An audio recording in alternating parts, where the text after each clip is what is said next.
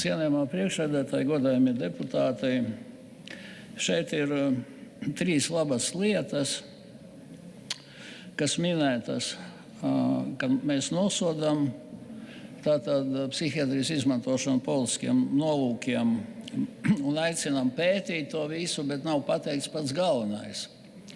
Mums jau nevajag aicināt. Mums ir vajadzīgi likumi, kas uzreiz atceļ pilnīgi visas politiskās lietas. Un situācija ir tāda, ka valsts arhīvā no Tvaika ielas ir apmēram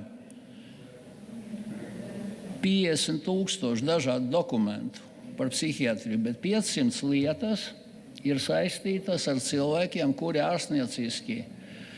uz ārstniecības iestādēm ir nosūtīti vai no Baltijas kara apgabala tribunālu vai ar valsts drošības komiteju. Tātad šīs 500 lietas jau pēta vēsturnieki.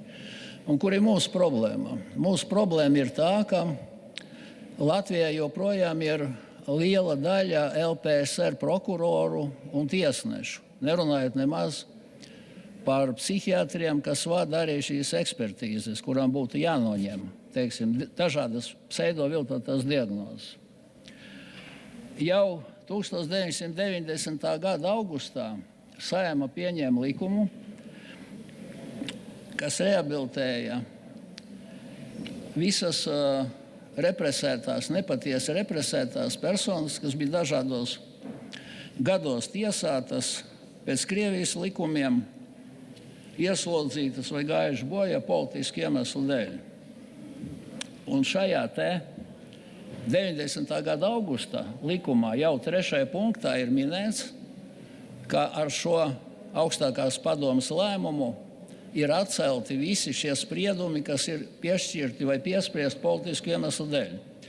Šodien mēs redzēsim, ka tas likums, ko mēs skatīsim, atkal neko neatrisinās. Tur atkal ir rakstīts, ka ir jāiet lūgties, ir jāiet kaut kur uz prokuratūru, un tad viņi atkal skatīsies un nozīmēs vēl kaut kādu ekspertīzi un tā tālāk.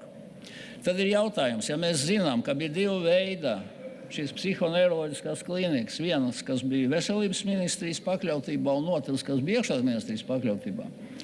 Kāpēc šeit cilvēkiem, kuri iekšlietu sistēmā un valsts drošības komitejā zvanīja uz iekšlietu sistēmas slimnīcu, ka šie cilvēki ir jāpaņem un tā kā viņi jāārstē, tāpēc, ka viņi ir iztaisījuši vai ir darbojušies pret padomu varu, kāpēc viņus mēs nevaram ar vienu lēmumu šeit rehabilitēt? Un pieņemt lēmumu, ka visiem šiem politiski nepatiesi represētiem cilvēkiem ir atceltas viņu diagnozes. Un viņiem nav jāiet ne uz kādu prokuratūru, viņiem nav individuāli nekur jāiet, bet ja kādam vēl ir lietā ierakstīts, ka viņam ir šizofrēnija vai kāda cita slimība, tad viņš aiziet taisnā ceļā, varbūt uz attiecīgo veselības ministrijas pakļautības iestādi, un viņam šo diagnozi noņem, lai viņi varētu strādāt. Es vienu piemēru tikai pateikšu no šiem 500. Tātad augstākā padome bija tās deputāts Pēters Lazda. Ziniet, viņiem līdz šim brīdim nav noņemta diagnoze Latvijas dokumentos. Lai gan viņš jau 1989. gadā izgāja ekspertīzi Vācijā, kur uzrakstīja, ka viņš ir absolūti vesels un ka viņa diagnoze ir noteikti tāpēc, ka PSRS psihiatrija tika izmantot politiskiem mērķiem.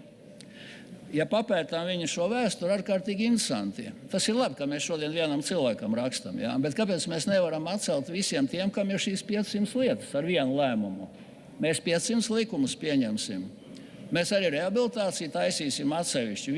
Vienus rehabilitēsim, kas ir psihiatriskā slimnīcā, iekšlietu ministrijas, spīdzināt kaut kur Blagovešķenskā pie Ķīnas robežas. Otriem taisīsim likumu, kas ir nošauti ar Baltijas kara tribunāla lēmumu. Trešiem taisīsim atsevišķu likumu, jo viņš ir represēts pēc Krievijas federācijas krimināla likuma par Krievijas nodevību. Tur teikt dzimtenes nodevība. Ja kāda Latvijas valsti ir daļa, par kaut kādas kaimiņu valsts likumiem. Ja? Un godīgi šeit trūks divas lietas. Protams, mēs atbalstīsim šo deklarāciju. Trūks tātad divas lietas, ka, diemžēl, arī pašreiz Latvijas tiesu sistēma ir piesātināta ar padomu laikā tiesnešiem un prokuroriem. Ja? Vēl trakāk, mūsu daudzie juristi taču beiguši universitāti un mācījušies pie profesora tā saucamā Krasteņa, kurš vēl 70. gados ar lielu prieku piespieda nāves sodus par melīgiem spriedumiem ar viltus lieciniekiem, un šie cilvēki nav rehabilitēti joprojām. Un vēl kas ir interesanti, tad, kad augstākā padome jau pieņem šo likumu par politiski nepatiesu represēto rehabilitāciju, tika pieņemts otrs likums 94. gadā, kur ir teikts, ka likuma izpildi atbildīgie par likuma izpildi ir atbildīga Latvijas prokuratūra, ģenerāla prokuratūra.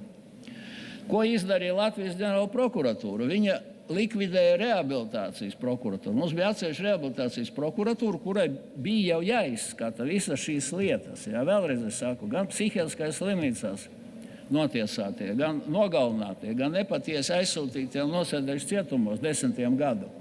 Nekas no šī nav izdarīts. Šī ir trešā Saeima, kura marinē grozījumus likumā par nepatiesu notiesāto rehabilitāciju, kas ir notiesāta politisko iemeslu dēļ. Un tagad šī deklarācija, viņa ir jauka, viņa skan pētīt, atzīt, mēs jau 90. gadu atzinām. Pētīsim, tur jau pēta, tur jau vēsturnieki pašreiz ir izpētījuši, ka 500 lietām nav nekāda sakara medicīnu, ka tie cilvēki bija ieslodzīti iekšlietu ministrijas iestādēs, ja? Un viņus apsardz ar automātiem, un viņi visi ir normāli un veseli. Bet mēs pētīsim vēl atzīsim kaut ko tur, ja? Un labi, ka mums tagad ir pirmais lasījums likumam, ko mēs skatīsim vēlāk, ko te arī pieminēju. Un tad es ceru, ka uz otro lasījumu mēs tad ierakstīsim to punktu, ko tiešām grib šie represētie. Un viņi grib lēmumu, kā ar šo lēmumu tiek atcelti visi Krievijas un pārējie spriedumi. Taču vajag to saprast. Nevis atkal rakstīt, ka mēs pētīsim, skatīsimies, un tad liksim katram cilvēkam iet uz kaut kādu komisiju individuāli, lai viņš tur individuāli kaut ko dara. Ja? Diemžēl tā situācija tāda ir. Tā kā par šo mēs nobalsojam, bet tad vēl parunāsim pie tā, kad būs likums par nākošajā, likumu par šīm problēmām. Paldies!